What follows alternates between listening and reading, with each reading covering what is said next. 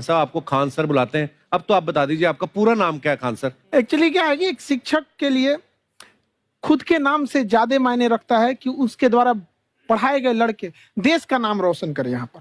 तो वो लक्ष्य मेरे लिए ज्यादा इंपॉर्टेंट है, हमको अपने से नहीं ज्यादा मतलब नहीं। वाह। मैं खान सर के बारे में बता दूं कि इनका यूट्यूब पे जो एजुकेशनल चैनल है उसके 17 मिलियन मतलब 1,70,00,000 फॉलोअर्स ज्यादा हैं। है, ज्यादा है। अब 19 हो गए। 19 हो गए? बाप रे, क्या बात है, वाह। तो लॉकडाउन से पहले सर 30,000 थे। हाँ। एकदम लॉकडाउन के बाद जितनी आपकी सब्सक्रिप्शन बढ़ी है उतनी तो ओटीटी प्लेटफॉर्म्स की नहीं बढ़ी जितनी आपकी बढ़ गई। ये नेक काम की शुरुआत कैसे हुई थी खान सर? लॉकडाउन से पहले हम लोग ना ऐसे फिजिकली क्लास में ज्यादा पढ़ाते थे। अच्छा जी। क्लास में भी बहुत भीड़ रहती थी, लड़के पढ़ नहीं पाते थे। मजबूरी हो गई लॉकडाउन के बाद यूट्यूब पर पढ़ाना, क्योंकि दूसरा कोई ऑप्शन ही नहीं था। और हमको भी नहीं समझ में आया कि लोगों ने क्यों इतना ज्यादा सब्सक्राइब करते गए, क्योंकि हम तो वैसे ही पढ़ा रहे थे जैसे पहले पढ़ाते थे वहां पे।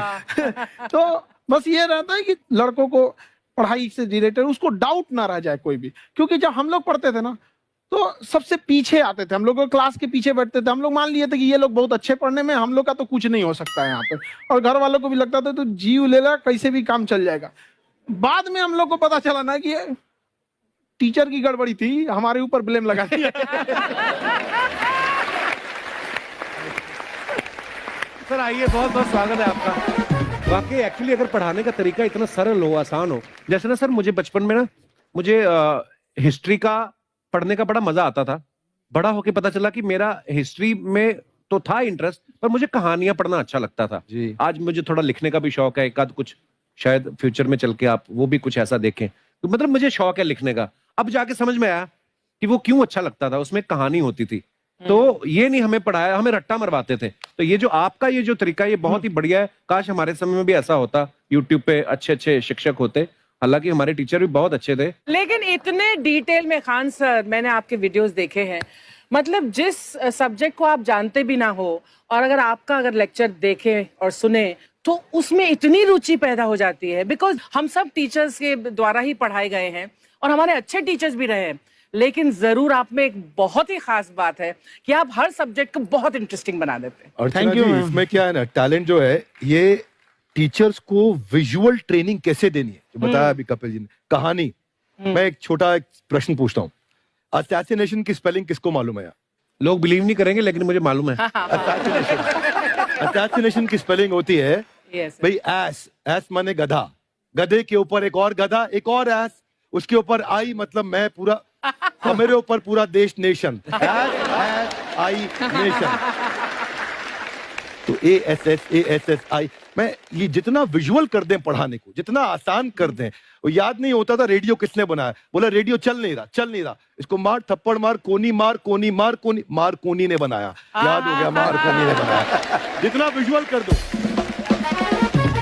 जैसे आपने कहा कि कैसे किसी चीज को इतना अच्छा समझा देते हैं, वो आधे घंटे के क्लास के लिए पीछे 1 हफ्ते का मेहनत होता है। मैं ये भी पूछने वाली थी कि कितनी मेहनत लगती है आपको। वो डिपेंड करता है कि हम कब तक सेटिस्फाई नहीं हो जाते। अच्छा। कभी कभी तो कोई चीजें 2-2 महीने से अटकी हुई है, जब तक हम नहीं सेटिस्फाई होते, नहीं इसको ऐसे नहीं, अब लड़के समझ तब तक नहीं बताते उसे। वाह। कहते हैं ना, दुनिया ने मेरी बुलंदियां देखी, किसी ने पाँव के छाले नहीं देखे।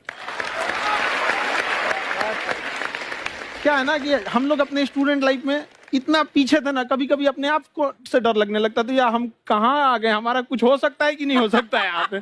तो लेकिन ना कुछ सीखने का बड़ा शौक था। हाँ। तो जैसे एक फिल्म बनाने से पहले डायरेक्टर कितने महीने की प्रैक्टिस करता है, 2 साल की मेहनत के बाद एक 3 घंटे की फिल्म बनाना पड़ता है। Correct, correct. उस तरह से थोड़ा काफी मेहनत करना पड़ता है पीछे से, तब जाके समझ में आता है। और धीरे धीरे एक्सपीरियंस होने से थोड़ा समझ में आ जाता है कि क्या कहाँ पे कौन सा चीज डाउट आएगा वहां पे। और आपसे पढ़ाई करने का ये भी फायदा है कि ये पीट नहीं सकते ना यूट्यूब चैनल से, अंदर से निकल के थप्पड़ भी नहीं मार सकते। हमें तो पीटा इतना है ना, हम तो मतलब टीचर से सवाल नहीं पूछ सकते थे। अभी बचपन में पूछ भी लिया ना कि सर सूरज कितना दूर है, तुझे जाना है उधर है। मतलब ये नहीं कि बच्चे के साथ दोस्ती करो, उसके साथ। आजकल माहौल बहुत बदल गया है। Yes, yes. अब तो बच्चों की पिटाई भी नहीं होती, हमारे खैर, टाइम बड़ी हमारे पिटाई भी- होती थी। हम भी कहते हैं, हमसे भी लड़के नहीं पूछते हैं, क्योंकि उन्हें पूछने की नौबत ही नहीं आती है। अच्छा। क्लियर हो जाता है ऐसे ही। वाह, क्या बात है। मैंने देखा है सर आपके फॉलोअर्स में रवीना टंडन भी है एक। तो जब आप आए, कितनी मुस्कुराहट आई खान साहब आपकी।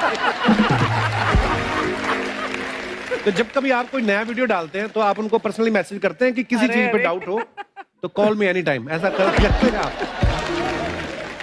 अच्छा, विवेक सर के बारे में हमने सुना है कि किसी को बिजनेस रिलेटेड प्रॉब्लम हो तो ये 5 सेकंड के अंदर जवाब दे देते हैं। जब भाभी जी आपको तैयार होने के बाद पूछती मैं कैसी लग रही हूँ, 5 सेकंड में जवाब दे पाते हैं आप? देखिए, इसमें तो सभी लोग पीड़ित हैं और हर जगह, हर घर में ये जरूर सुना होगा सबने कि बच्चों के चक्कर में तुम्हारे साथ रह रही है, वरना तुमको तो कब का छोड़ के चली गई होती। ये बड़ी कॉमन बात है। So right. So right. Parmeet sir बोलते हैं आपको ऐसा? आप तो कभी नहीं बोलती होंगी।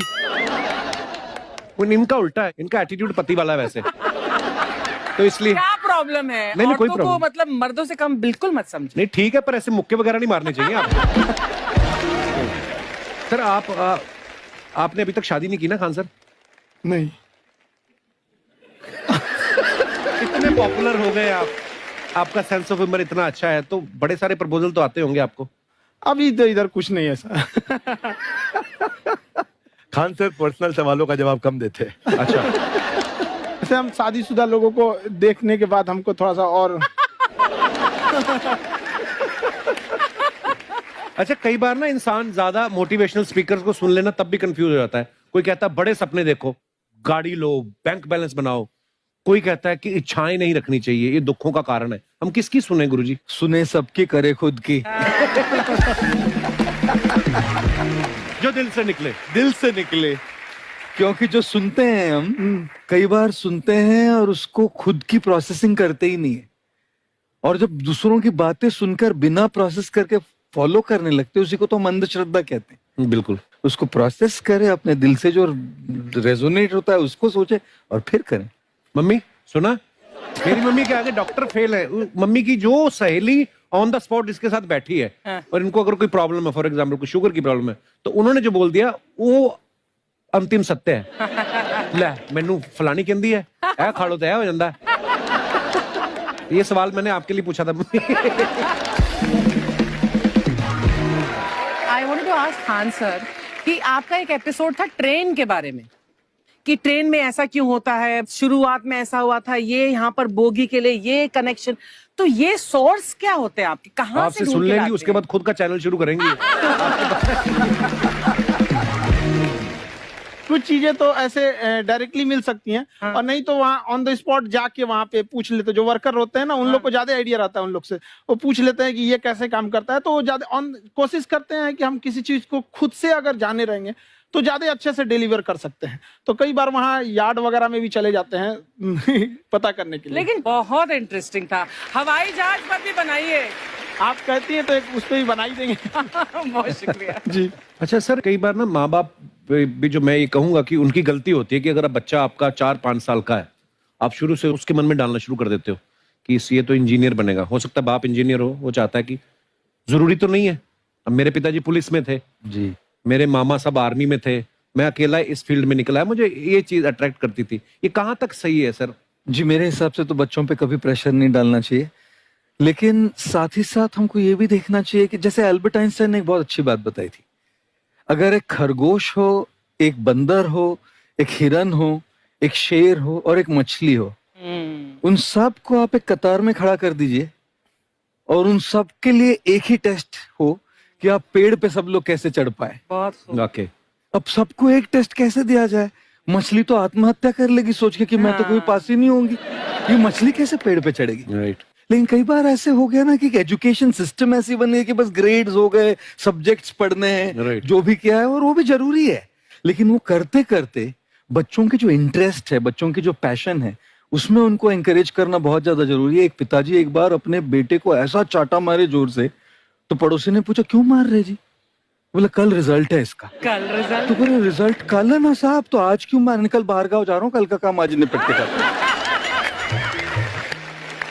कहने का मतलब ये है कि आप देखिएगा कि अगर आप बच्चों को अपने कॉम्पिटेंस के हिसाब से नहीं देंगे तो ये चाटे खाते रहने पर फेल ही होते रहेंगे। बहुत खूब। ओके। अच्छा, विवेक सर का एक कहना है कि बच्चों का अगर 95% से ज्यादा मार्क्स आते हैं वो भी खतरनाक होते हैं। 75 से 85% वाले जो बच्चे होते हैं लाइफ में बड़ा अच्छा करते हैं। अच्छा। कभी किसी पेरेंट्स ने आगे कहा है कि आपकी वजह से मेरा 95% वाला बच्चा 75 पे आ गया?